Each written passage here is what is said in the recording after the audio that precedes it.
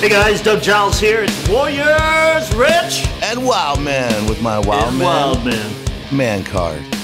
Hey, I was at this speaking engagement, and I was talking to him about the Warriors and Wildmen man card. Yeah. And the guy's like, you know, that's a great idea. He's like, how much does one of those run?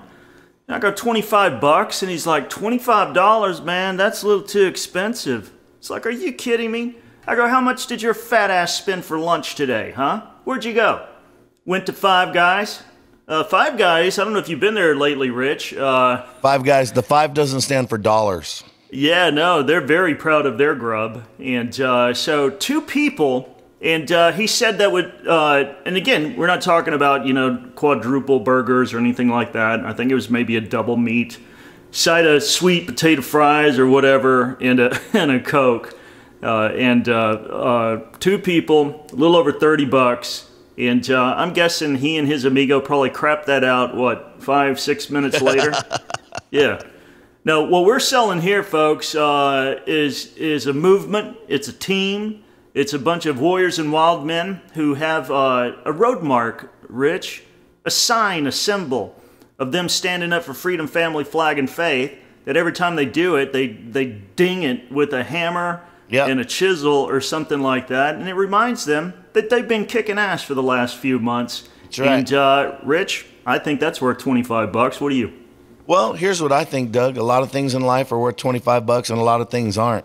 And it's like, what are you buying? Are you just buying a piece of metal? Well, you can get your own, you can make your own, you can do whatever you want. But you're buying into something, and you're becoming a part of something, and a portion of what they're giving, it's part of the mission of what we do. It's mission giving. Right. It's making a difference. So, you know, if people want to, you know, complain about what they're paying for, complain at Starbucks. Don't complain to me. I don't want to hear it. I said it at church this week, and I whipped it out, and I said, man card. I'm not trying to sell stuff. We're making it available to you. If you want it, get one. If you don't. And I said, and if you think $25 is a lot and you can't afford it, get a freaking job and buy the things you want, because that's how real life works. And that's how I started my church service, so that's all right. Yeah, can you imagine saying something like that? $25, that's just too much. First of all, no, it's not. Your porn accounts cost more than that, and you know it. The hamburgers cost more than that. You're just Starbucks is more than that. Yeah, I call it $6. You're just a cheap ass, and again, you know, to those who are contemplating it, maybe on a budget, a student, something like that, or maybe down on your luck right now, and that $25 is buying you, you know, a sack of beans and rice for the next 30 days to subsist.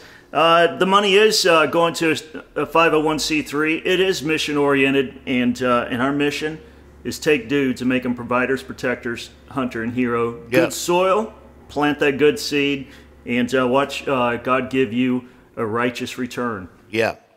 All right, Rich, enough of us trying to hawk our man card. If people don't get it, then, you know, we can't make them get it. Yep. But let's talk about something that I find... Guns? Yeah, I've got my... Hold on, let me pull mine out. Look, this is my Derringer. This is my Bond Arms Derringer that shoots Colt 45 long. And you know what else it shoots, beautiful. Doug? You know what else it shoots? 410 shells. 410 shotgun shells with 6 copper discs, anti-personnel. You don't want none of this bad boy right here. This'll wreck your world. You know what I carry this for, Doug? Rattlesnakes. Fun. Because I have a Glock 19 that's loaded, extra magazine, ready to roll. But you know what this is for? Good time. That's what this is for. This is because I like to party. Well, I like the Derringer, man. It's got the Texas Star on it. Love the old school type weapons. Have you seen the Howdah? It's a 45.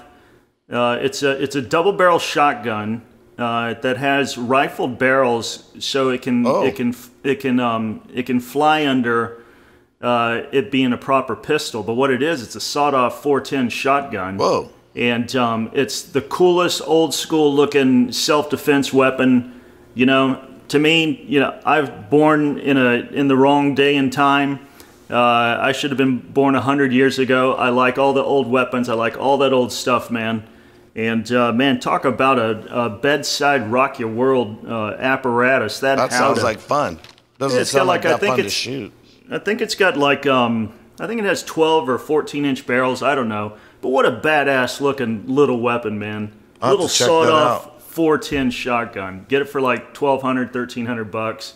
And yeah, you know, it's not going to be there for an extended gunfight, but you get some, you know, meth head going to try to knock over your house, and your dog alerts you and wakes you up in the bedroom. You can grab the howdah, and it's got, you know, it's stuffed with some 3-inch 410 shells with, I don't know, maybe 4 shot or 6, because you don't want to over-penetrate into the kiddo's room. And then you blast that jackass into Dante's Easy Bake with the left and the right barrel. That's a good day, man. That's a good day. You know what the problem with that is, like with my little Derringer here with the 410 shotgun shells, is it's got the anti-personnel 6 copper disc backed up by the BBs. It penetrates. I was shooting 25 yards with this thing, which it's not fun to shoot with the 410 shotgun shells. That's nasty. But it maintains a group about that big at 25 yards, 6 copper discs. That's a bad day right there, bro. That is a bad day. Look at this, Doug. But see what I would do. Hey, you're smoking.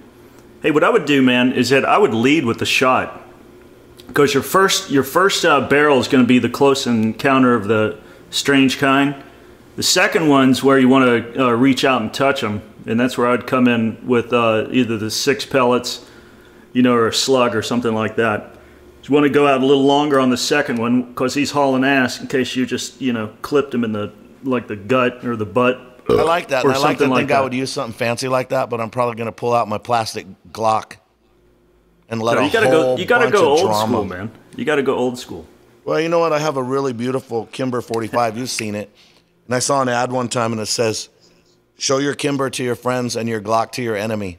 My Kimber's too nice, man. I don't want to put a scratch on it. I don't want no blood on it. Right. I don't want to. The Glock, it's like a hammer. You just throw it over there. Yeah, you know? it's a tool. You know, yeah. Anyway, what are we talking about today?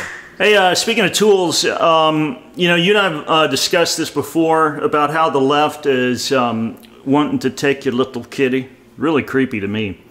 And they want to educate him according to their standards. Yes. And, you know, Bernadine Dorn and Bill Ayers learned many moons ago. They were the principals in the Weather Underground. And Barack Obama's crazy radical leftist friends, who tried to blow up, I believe, the Pentagon and a couple of police stations in New York City. Yep. They realized, Rich, that, you know what? These bombs bring negative attention to our cabal and what we're trying to accomplish here in the United States of acrimony. And they decided, how could we best serve the purpose of hijacking our nation and creating a Marxist-Leninist state for it? And so what they did is that they became educators. Yeah. And daft parents have for decades. And look, when you and I went to school, I don't remember, you know, people whizzing on America. I remember us doing the pledge and saying prayers and doing all that stuff. Yep. Were there anti-American radicals back then? Of course. Was it systematically drummed into the kids' noggin, our noggins, when we were young ones just going off to, you know, elementary school in Mayberry RFD? No. Absolutely not, man. I got pro-American sentiments when I went to school. What about you, Rich? Oh yeah, that's how it was, man. We said the pledge. Nobody was against America. And look, man, I grew up 15 minutes from the border. Everybody was still all about America. This stuff's, people can say whatever they want. This kind of garbage in America, stuff's new. Yeah.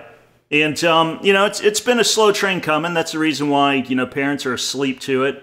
And that's why a lot of parents think, well, you know, I went to public school, and public school wasn't that bad. Hey, we're talking a whole different ball of wax, Cha-Cha. It's a whole different public school. It ain't the same, man. We had this guy on, did a video of this black brother who went to check out the school that his kids went to, Rich, and said he kind of felt a little iffy about it. Lived in a good neighborhood. Everybody's like, yay, this school's great, and it's good, and so he's just vying off, you know, the press from the peers, and he rocks up to the school, man. As soon as he walks into the school, brother, it says something to the effect that we don't judge, and they had a big rainbow flag in the entryway. And this is not like a liberal arts school. Yeah. It's not like theater or anything like that. It's frickin' elementary school, Rich. Elementary. You're not talking about university Yeah, that somebody college, has a choice to go to or not. Yeah, it's kids. Yeah. Kids, man. Yeah. As soon as your kid walks into university, back in our day, I expected, the safe sex kits and the trial marriage arrangements and all the other weird stuff. But elementary, my brother, elementary. Let me ask you a question. Do you think sexual issues and sexual identity politics is like super important for 5-year-olds? You think they give a rat's ass Nope. about what plumbing, they need to do? No, I don't. I think parents are dealing with these issues, not just because of what's happening in the school, but what's happening with their friends, what's happening on the media, what's happening on television. They have access, even as little kids, to YouTube, all the social media. They have access to all these things that they shouldn't even be concerned about. They shouldn't even be, those things should be the farthest from their mind. They should be developing some different things at that time in their life. They shouldn't be developing their ideas about sexuality. Now, about gender and gender roles, those are things that you're learning at that age. So confusing them with sexual issues and sexual perversion when you're trying to teach your kids proper gender roles, which, I'm bringing that up, gender roles. People are going to lose their ever-loving minds. I don't care, Doug. I don't care. Yeah. Piss I think me it's off. just I'm mad right now. I think it's just a window in a sordid era of American history, because I believe with this insane push for gender neutrality and the over-sexualization of all the kids that the left's trying to ram down our throats, I think there's going to be a big cultural backlash. Kind of like how everybody was saying in Western Europe, immigration's great. Come on, refugees. Yeah. Come on, people who clearly don't want to embrace our Constitution, if some of those places even have one, our way of life, embrace our history and our culture. But no, they come in there and spawn terrorist acts, and now Western Europe's a hotbed for it. And there's a backlash against it, man. You look at what's happening to Merkel. She's losing steam over the immigration issues. You look at the chaos and the enclaves in Paris and other big cities like London and all of middle Great Britain, inundated with Sharia courts, overrun with radical Islam. They've got rape camps and female genital mutilation. And some of the Europeans are going, WTF, man, it's time to Brexit if people want to buy into this. And that's what I think is going to happen with the left trying to over-sexualize the kiddos. And I got to tell the parents this, and Rich, people hate me when I say this. Don't send your kids to public school. Yeah. If you want Caesar to educate your kids, then don't be surprised if your children turn out to be Romans. Yeah, if your kids start acting just like the culture you send them to. Exactly. Well, think about this, Doug. Here's a problem even for Christians. Okay, let's say I want to send my kids to public school, and they do. All right. Here's what happens. They never miss a day of school, and then they travel on the weekend and they miss church. And they can say whatever they want, but what message are you sending your kids, okay? Then they wonder why their kids grow up and go to college and stop going to church. It's because you taught them that. They're living what you modeled in your home. Your kids need to go, and I always ask people, why don't you pull them out of school and come back in time for church? And Doug, they look like I spoke the biggest heresy. They're like, because that's their God, the education system. So it's a couple different problems there. One is we're worshiping the education system because we bought into the lie that somebody who gets the easiest 4-year degree at university is now better equipped to train and teach our children than we are. Which they might be better equipped to socialize your children into the social agenda of what the world has for them, but they're not better equipped to train them in your morals and values. And reading, writing, arithmetic, Doug, come on, they don't teach that in schools anyway. Get a book, teach it to your kids, hire a tutor if you don't know what to do. And so the problem is they're socializing on YouTube. Well, here's the deal. In Arizona, teachers got a raise, good teachers get a raise. I don't care. Here's my problem. Stop asking for more money and saying things like, well, what's the value of a teacher? What are they worth? Well, you've heard of capitalism, right? There's more teachers than we can shake a stick at. So you know what they're worth? They're worth how many there are. You don't get to make as much as a brain surgeon. Well, it's more important. Well, not as many people need brain surgery. Not as many people can do it. That's how it works. They're in demand. They get paid more. It's like women's basketball. They're like, the top players in women's basketball make $53,000 a year. It's like, you're aware that you guys don't bring in any money, right? Like, nobody pays. Okay. You see those empty stands? Yeah, nobody gives a crap. It's not about equality. It's about dollar signs. Teachers want to make more. Well, you're doing a job that everybody's doing. You want to make more? Go work at a private school where people are paying money for better teachers who are hired according to their work and not how long you've been hanging out, sucking off the government. Which brings up this other thing. My kids would go to school, Doug, and when I started homeschooling my son, he was done in 4 hours. So why is he at school for 9 hours? What the hell are you doing with my kid for 9 hours if I can get all the schoolwork done in 4? Yeah, I'd say, you know, because girls are normally smarter than us knuckle-dragging guys, and generally speaking. Yeah, Hannah and Regis, they're finished 3 or 4 hours. Yeah. And what they're doing is that, and here's what I like about the anti-homeschooling crowd. They're like, well, you know, Doug, your kids are going to be little retards. They're going to be unsocialized. And my retort was, are you calling that Thunderdome that you call a school a place for the proper socialization of my kids? Yeah, here's what I'm going to. My kids have no culture. Here's what I'm going to do. I'm going to let my poor little rubes, my little homeschooled little house on the prairie daughters, I'm going to let them socialize with, I don't know, the Gracies and the Valenti brothers. There you go. And 480 other world-class fighters. And yeah, we'll just do a little wager and see how they all fare like 20 years from now in regards to being socialized. How's that? Well, check this out. You want to get really controversial? Rich people send their kids away to private schools in high school, prep schools. That's what they do. You know what poor people do? They keep their kids at home until they get married at 39 years old, and they treat them like puppies. One person equips them for a purpose. The other person treats them like an emotional crutch. And then they say, and now you owe me, so go get me some money. That's how poor people think. Well, I thought about that. And because I'm not a rich person, I thought, well, I don't have the money to send my kid to some school. And I had 4 kids, you know, so I don't have $100,000 a year to send my kids to all these schools, right? So you know what I did? I sent my kids to live with influential people that I knew around the world. My daughter, Brooke, was in Bogota, Colombia, 3 months. She was in South Africa for 3 months. She lived in Indonesia for 3 months and then lived in Philippines for 3 months. At 16 years old till she was 17, 1 year out of the country, she stayed in the home of a senator. She stayed in the home of a pastor of a church of 14,000 people in South Africa, stayed at the house of a guy who runs one of the largest orphanage organizations and church planting organizations in Indonesia, and in Philippines stayed also at a friend's house who's a pastor of a huge church and was the #1 graduate from their top university. And so if you don't have access to sending your kids to these super expensive schools, you can still get your kids, when you have relationships, get your kids around those people. And then they think, this is who I want to be, not this turd at class who sits there and picks his nose in class, and then this is my goal, is to be like this idiot that sits next to me because people laugh at him.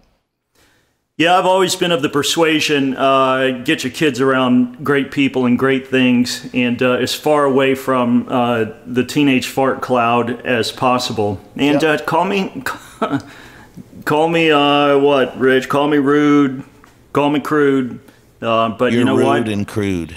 Rich, you got one shot at this, parents. You got one shot at this. And OMG, if you don't pay attention, you can F up. And look, not all teachers are bad. My wife's been a teacher for 17 plus years. And she's an awesome person. And the kid would be very privileged to be under her tutelage. But it's getting weird in school. And I sent you over this link, man. And if people think we're full of crap, go over to clashdaily.com. Look at our post called Major Texas Library debuts drag queen story time for the kiddos. Now, check this out. Local drag queen, this is in Houston, local drag queen called Blackberry. And Rich, this particular drag queen is not one of those ones, you know, that you go, wow, that's a really pretty guy slash girl. This dude is humongous. Looks like Fat Albert from the big cartoon show back in the day. Got a beard, full on beard. He's bloated. He's got more chins than a Chinese phone book. You can hide small toys in the folds of his fat. And here he is, dressed up in this little Annie Oakley costume. If I was a kid watching that, I would be, Mom, Dad, what did I do wrong? Why are you punishing me to put me before this beast? So he spends an hour reading books to rooms full of children. And here's what Blackberry says, Rich. He said, I grew up with a lot of kids around me, and I like to break the stigma of drag and queer culture with the kids. I like to get everyone happy and excited and not scared about things that are different to them. Again, local drag queen in Houston, drag queen story time. And if people think I'm full of crap, go over to clashdaily.com, check it out, or just Google drag queen story time into your favorite search engine and get ready to have your frickin' pantyhose blown off your legs. Yeah, Doug, break the stigma of queer. I didn't use the word queer. Blackberry. Let me start off by reading a little statement here, okay? This is from Wikipedia. The First Amendment to the United States Constitution prevents Congress from making any law respecting an establishment of religion, prohibiting the free exercise of religion, or abridging the freedom of speech, the freedom of press, the right to peaceably assemble, or to petition for governmental. So what I want to say that first. Here's why.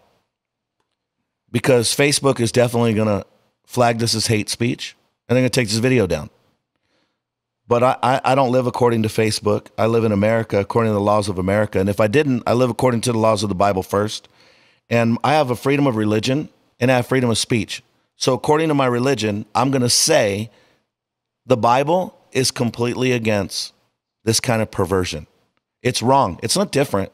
It's wrong according to Scripture. Here's why I say that. Not only do I have the right to say that, that's what the Bible teaches. I also have the right to teach my children that the person that's doing this is a freak. Not just a freak, perverted, sexually twisted, which I'm sure he is. People will take exception to that. Do not care. Refer back to my first statement. But not only are they a freak sexually, they're also a freak of nature. Nature knows better than that. It's disgusting. And I'm going to tell my kids that. And if somebody says that's hate speech, you know what hate speech is? Sitting my children down with a drag queen before they've entered any time of puberty or understanding anything about sexuality and twisting up their mind. Puberty is already a confusing time for everybody when they're going through, men and women, you know, young boys and girls. And that transition is already confusing. It's difficult enough. We don't need them giving perverted, twisted people's ideas and lifestyles as a positive alternate choice. These kids, you don't have any choice. Your choice is, I got to navigate this and come out the other side. Not, I'm going to navigate this and come out 1% of the population because we're supposed to say it's equal. It's not equal. It's perverted. It's twisted. It's a freak show. And you know what? You used to have to pay for freak show. Now you can get it free at your local library. And I call BS. I call PC BS. And I also call, I don't care if you hate it, say whatever you want. Too bad. Yeah, I think it was Moses, but what does Moses know? I think it was Moses that said that men shouldn't take on the appearance of women, women shouldn't take on the appearance of men.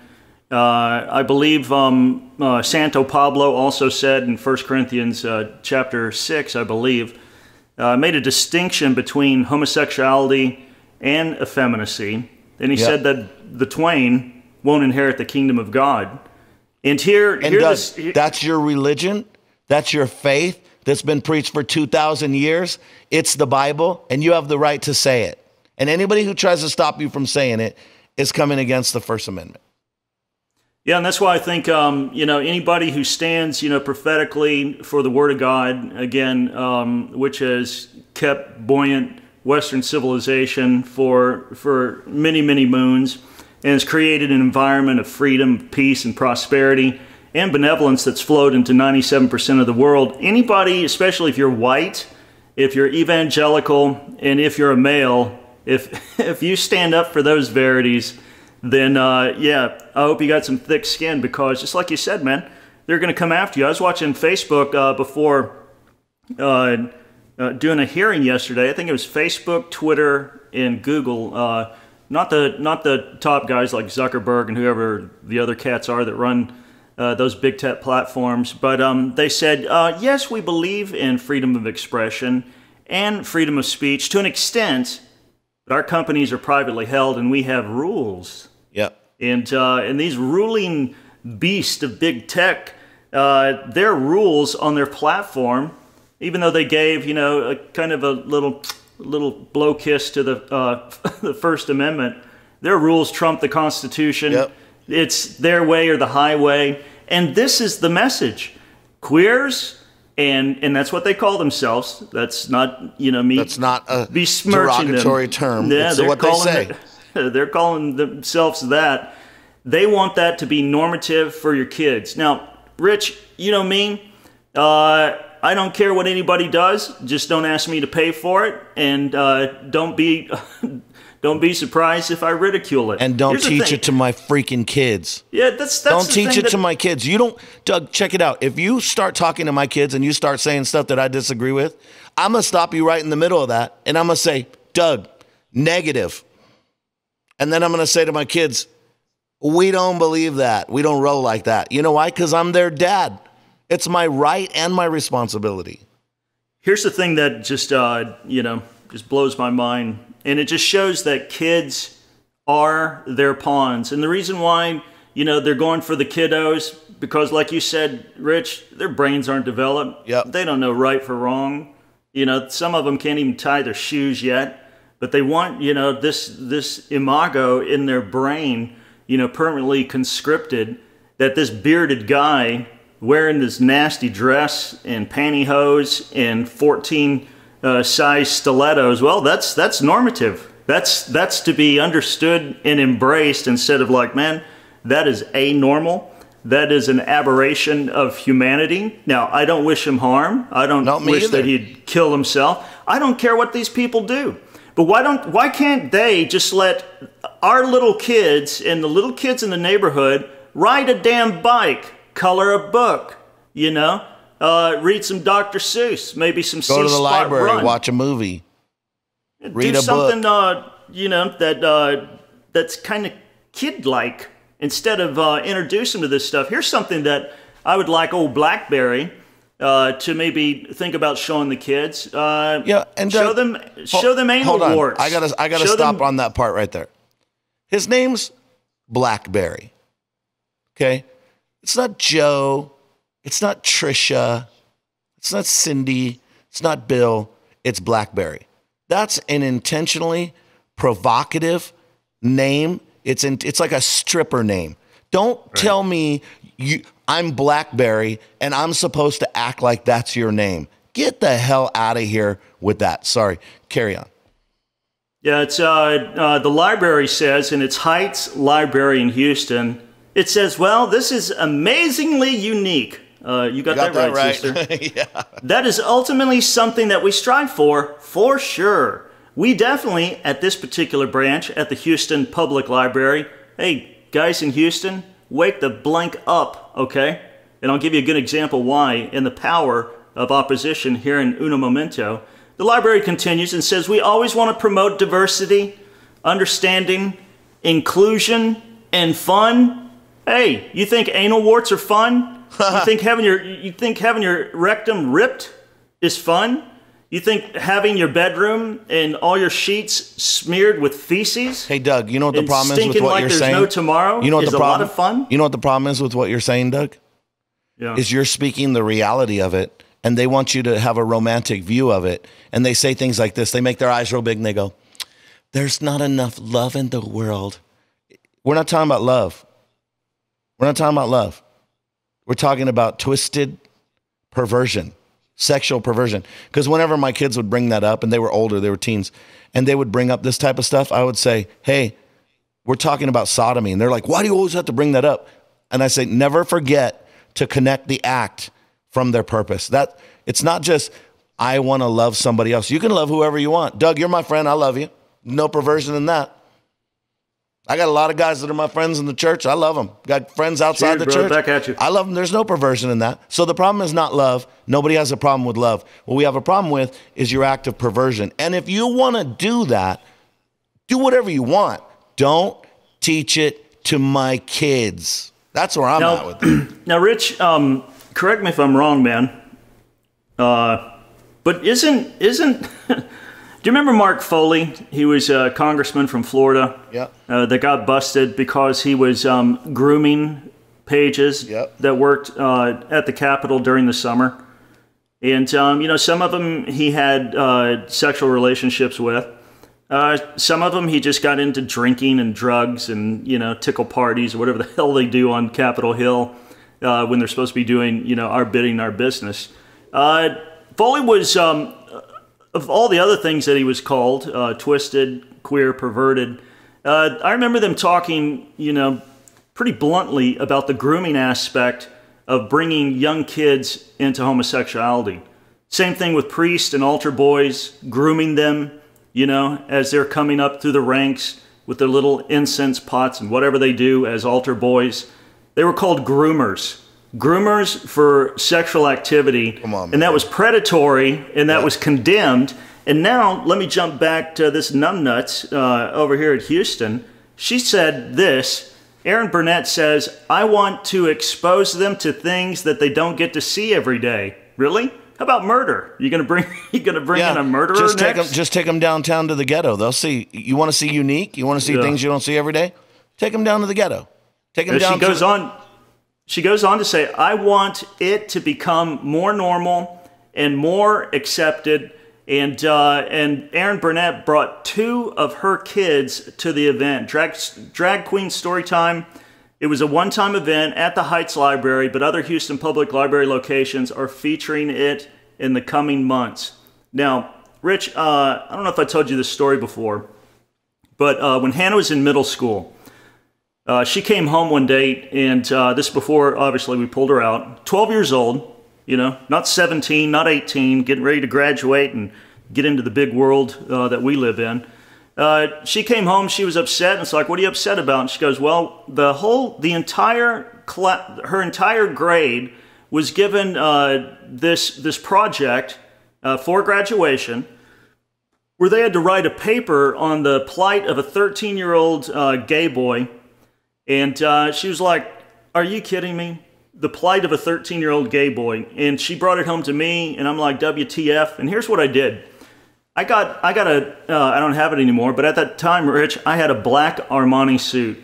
Beautiful Italian design. Black shirt. I look like Johnny Cash. And I strode into the principal's office after she said she would meet me on it when we talked the day before. And we were in Miami. And she said, come on in, Mr. Giles, female principal. She had the other female teachers there, not a dude in the room except for me. And she said that, that I was bigoted and that, I shouldn't be homophobic. Already, cranking, with the verbiage and assuming, that I hate, human beings or this poor 13-year-old kid who's more confused than a termite and a yo-yo.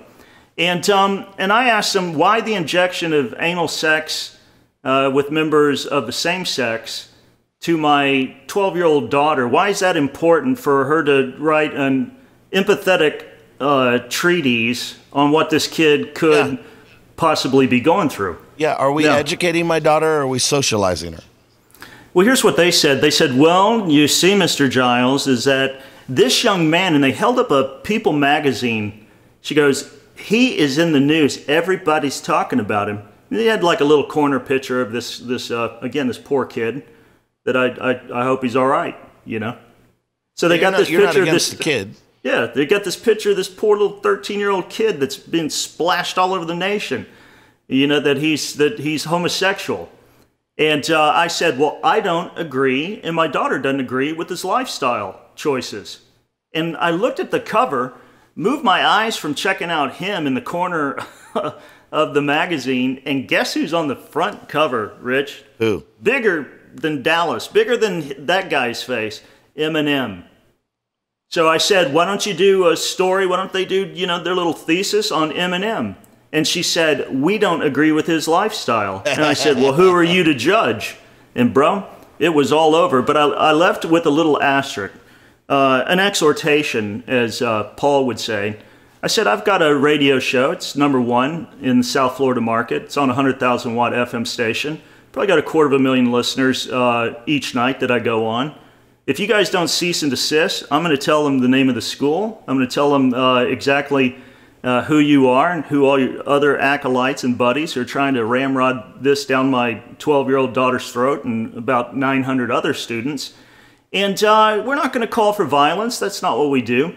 But we're going to give your Twitter handle, your school's phone number, your Facebook page, and all that other crap so that people can respond directly to you. Because as far as I'm concerned, probably most parents don't even know what you're trying to teach their kid.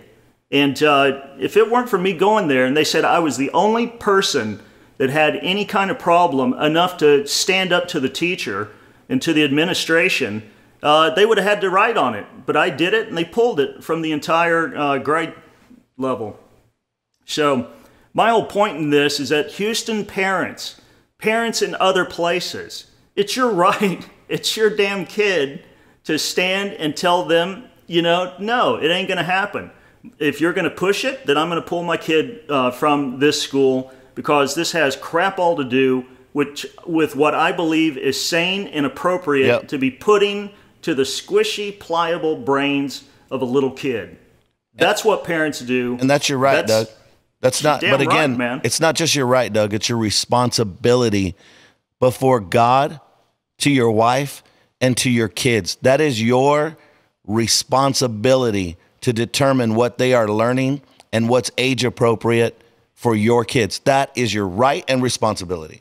Yeah, and by the way, anybody who's listening and is going to selectively edit some of the contents that Rich and I have addressed here with boldness.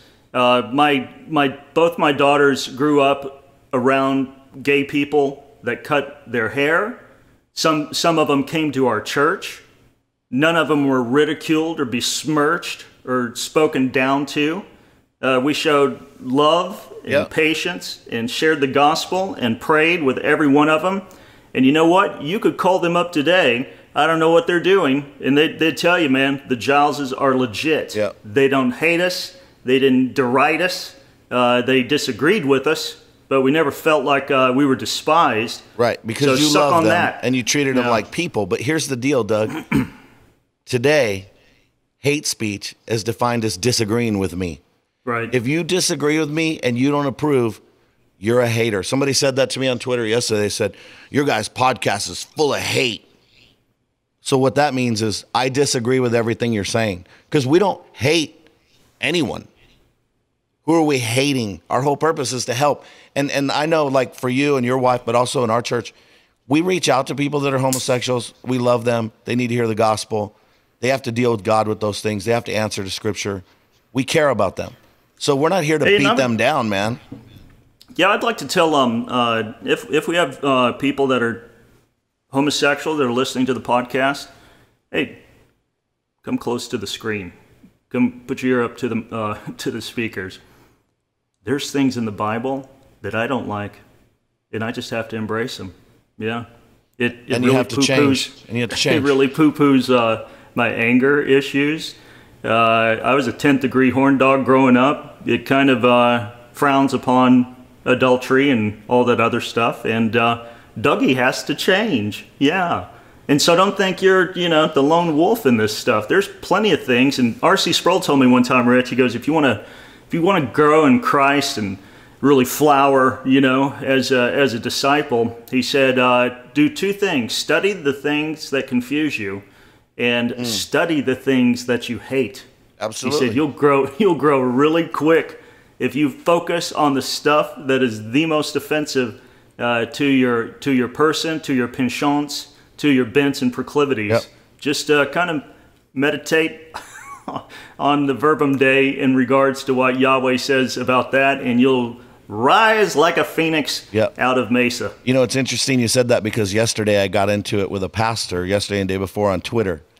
And it was because our political views were different. And I said, hey, before you make your statement, you should preface it with, this is not a biblical perspective. These are my personal opinions.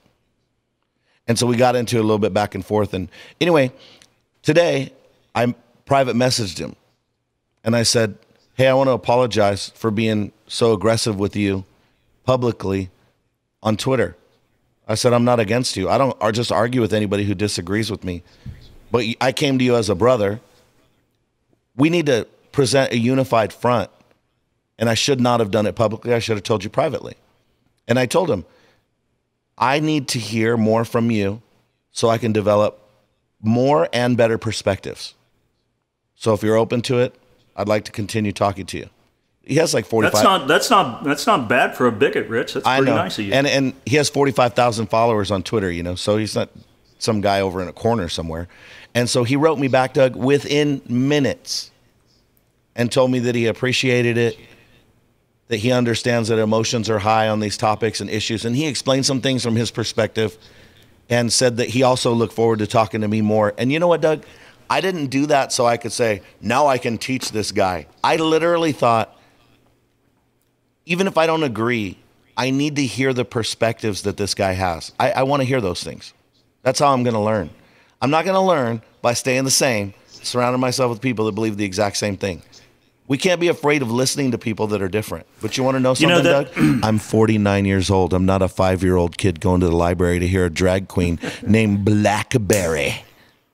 Yeah, that's what that's why I wanted you and Zeke, and I sent it out to others to watch the HBO special Believe. Yeah. Love Loud, the lead singer for Imagine Dragon. He, a Mormon missionary, spearheading attempts through the Love Loud movement to try to get the Mormon Church to back off their condemnation of homosexuality.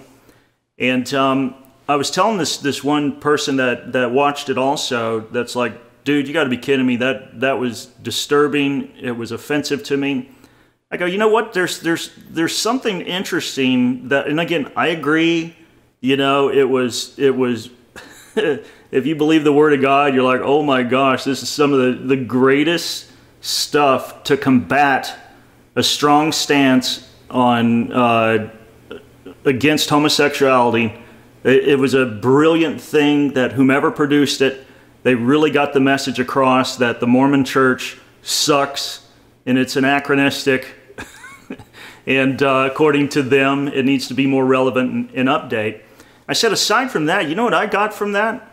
I go, if my son or my daughter, or you know, if my grandson or my daughters, you know, turn out to be lesbians, or my son's gay, do I want him to commit suicide? Do I want him to feel ostracized by a frickin' evangelical church filled with, or Mormon church filled with white people? Do I want him to hear hate, you know, coming from the body of Christ? Absolutely not. No. So it's weird. It's like, you know, it had me, you know, on this empath level as a parent, trying to think, you know, because they were talking to parents whose kids off themselves just because of the ostracization, or being ostracized rather, there in the Mormon tabernacle. Mm-hmm. And bro, I got to tell you, as much as I would disagree with my kid, oh my gosh, would I have big problems if I had some frickin' rabid Mormon or anybody else, you know, so berate and shame my kid to the point that, you know, they frickin' hung themselves in their closet. Because it's not worth it. That's the thing, Doug. We have to love them. Love is unconditional. And because I love you doesn't mean I approve of your behavior. And people have to understand that. If we're like that with our kids, Doug, like, I don't approve of your behavior, but I love you unconditionally forever. That doesn't just apply to our kids. That applies to people outside the church. So because we don't approve of homosexuality does not make us haters. We still love them. We don't approve of it because it's against Scripture. Well, one of the persons, I can't remember if it was in this documentary or another one that I watched, they brought up 1 Corinthians 13 about love never fails. Yeah. And they're saying love is patient, love is kind, doesn't seek its own, it's not boastful, not proudful, not arrogant. And then they stopped. And it's like, you need to keep quoting, because it also says that true biblical love that God is, and that we are known by our love for one another, and we're supposed to love our neighbor. It also says that this love, if they would have kept quoting 1 Corinthians 13, rejoices not in unrighteousness, but rejoices in the truth. Yep. But they stopped. And then, I mean, if you take that little McNugget of Paul's famous passage there in the 13th chapter of 1 Corinthians, and you just stop there, I mean, you'd be spraying, gold glitter, pixie dust, and unicorns on everything. But again, it has, like Paul also said in Romans 12, is that our love must be without hypocrisy. Yep. Okay. We what? We hate what is evil, and we cling to what is good. Yep. Yeah. But you don't hear that. And it's and listen, I get it, and it was very effective, and I recommend people watch it, because that's a thing. And like you said, having these discussions in a civil way where two parties disagree, that's where you get consensus. That's Yep. where you get true progress. And it doesn't mean that we all throw away convictions and blend into this one, just opaque Yep. worldview. Well, and understanding somebody else's perspective doesn't mean you agree with them. That's what people don't get it. It's like, I can understand why you think that. Doesn't mean I agree and approve of what you're saying. But understanding you, there's no danger in listening and understanding what somebody's trying to say. It's equally wild. And I've got buddies on social media that are gay. They follow my stuff. They like it. They're like, right on. They don't get offended. They're not freaking out. They're not flipping out. I'll post pictures of me and my wife and my kids, and they'll be in there the first to love it. Yep. So I don't think everybody's the radical pink hat, crazy leftists that are trying to force their way down our lives. I like what Dolce and Gabbana, the Italian designers, they were an item for 20 or 30 years or something like that. They're not anymore. And they said no. They said there's marriages between a man and a woman, and we don't believe that gays should adopt. And oh my God, I mean, Dolce and Gabbana, I mean, they're huge designers. Freaked everybody out. They took major heat for it, but they said, you know what? We're Christians. We're Roman Catholic, and we believe in marriage is between a man and a woman. And I believe Jesus said that's what God joins together. Yep. That people aren't supposed to separate. And so it's not taking it up with me and you. It's taking it up with Jesus. We're just UPS guys. We just deliver the package. Yep. We didn't write it. We're just handing it to you. That's what he said. And let me break this down real quick. It's the same gospel, the same message that's been being preached for 2,000 years. We don't get to come in and change it. You either sign up and you're a Christian, and that's what the Bible says, and that's what the church teaches, or you admit that you are not a Christian and you have your own whatever, and we have no discussion about it. You can believe whatever you want. You could believe, in your coffee cup if you want to. We don't have anything to say about that. But if you say my coffee cup is my salvation and I'm a Christian, no, we call you a heretic according to the basic doctrines of Christianity for 2,000 years.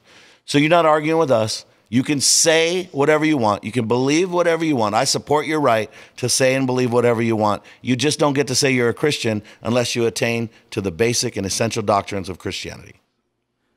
And I think those who enter into these dicey waters, that we're traversing right now, again, do it with love, do it with grace, but damn it, do it. I mean, cowardice. I was talking to these group of gentlemen in Houston, big Christian entrepreneur group, very sharp group of guys, and we're talking about masculinity, and this because I've been drumming it, and you've been shouting it from the rooftops. Classical masculinity is provider, protector, hunter, and hero under the governance of Christ as our captain. And obviously those guys were well-to-do, very well-heeled. So I said, you guys obviously got the provider aspect of masculinity. You know, we're not sitting here in the ghetto. Yeah. We're in a very nice place, and I saw some very nice cars when I rolled up in my 4Runner. Being from Texas, you dudes are probably hunters, I'm guessing. Of course, I got a big, you know, hoorah out of them on that one. So let's talk about being protectors and heroes. I said, with this stuff that's going on in Houston, somebody needs to protect their children from this garbage. Let them be children, damn it. Yep. Let this guy, Blackberry, do it, and rah-rah his other drag queen Go buddies. hang out with the other old, fat drag queens. Who are adults, okay? Stop trying to groom our kids. Is that a simple can do? And I said in regards to, and you know, what I did for Hannah, and I'm not trying to toot my own horn, but that was a little act of heroism, standing up, saying, you're not going to do that to my kid. You shouldn't do it to the other kids. Let them be kids, damn it. And then that little, small, simple act shut everything down. I said, go into this library and confront the librarians and say, really? Really? So Cat in the Hat and C-Spot Run, that's not, Jack and Jill went up the hill, that's not adequate now for the kids? You know now why, we need Doug? to get them into aggressive weirdness? You know why? Yeah, they're trying to convert them. The library ceased to have a purpose because ain't nobody got no books no more. I know you like my double, triple negatives there. That was all intentional. But there's no books, so what are they going to do? Well, nobody wants to come. Should we have free lunch? Yeah, let's have drag queen hour. Stupid. So here's what I told the brothers there that were sitting in front of me. I said, when we think of sin, you know, what do we think about? Homosexuality, man. Cigar smoking. Cigar smoking, by the way, is not a sin unless you smoke one that's ranked lower than a 90, according to Cigar Aficionado. People point at movies and all this other stuff, or, you know, overt porn habits or road rage and all these totemic view of vice. I said, have you ever lately missed an opportunity to stand up for freedom, family, faith in our flag, and it was right in front of you and you didn't do it because of, I don't know, it might cost you. You might get looked at weird. You might get flamed on Facebook or Twitter. I go, do you know that cowardice is a sin? And according to Revelation 21, it says all cowards and liars, their part is in the lake that burns with fire and brimstone, and that's called the second death. And Jesus said something to the effect that, hey, if you're ashamed of me and my words in this perverted and adulterous generation, then when you rock up to the Bema seat and you're toe-to-toe with my dad, I'm going to be ashamed of you as well. And Rich, I don't know what that means in the Greek, but it sounds bad, man. Doesn't sound good to me, bad. Doug. Yeah, and so the thing that I hit them with is that we have to be courageous when we see something that is completely, you got to be kidding me, stuff that you can't scrape up off your shoe, and stand up for righteousness. The prophetic element has always been the tool of change when there is gross inequities and absurdities in a land. Read the scripture. It always requires timeless truth being spoken to relevant weirdos, that their way is way skewed, and it's going to lead to a ditch. And it might not be popular, but the call is on when you're confronted with it. And to quote Zombieland, nut up or shut up. Yeah, and again, you'll get punished, and it could get bad, could lead to all kinds of weird stuff. But you know what? I'd rather stand up for Christ, again, in this weird generation, pay a price, than say nothing while I'm excusing it in my mind about I'll just pray for them or some crap like that. When you should have said something instead. Rich, I'm going to climb off my soapbox. What does the Warrior and Wildmen listener need to do? They need to go to Warriors and Wildmen. They need to subscribe, rate us, review us. They need to go on our Facebook page, like us, love us, review us there. Leave us a comment. Tell us what you want to talk about. Get a man card. Doug's showing it to you right there. The thing is amazing. It's so awesome. Feels amazing in your hand. Be a man with the man card. Hashtag scar the card. Go to warriorsandwildmen.com. You can get your man card there. Get it. Own it. Bust it all up. Show your friends. Good stuff, brother. Next week, Judge Janine Pirro. We're going to be talking to the Fox News host. And she's a scrappy do, brother. She can throw it down. All right, man.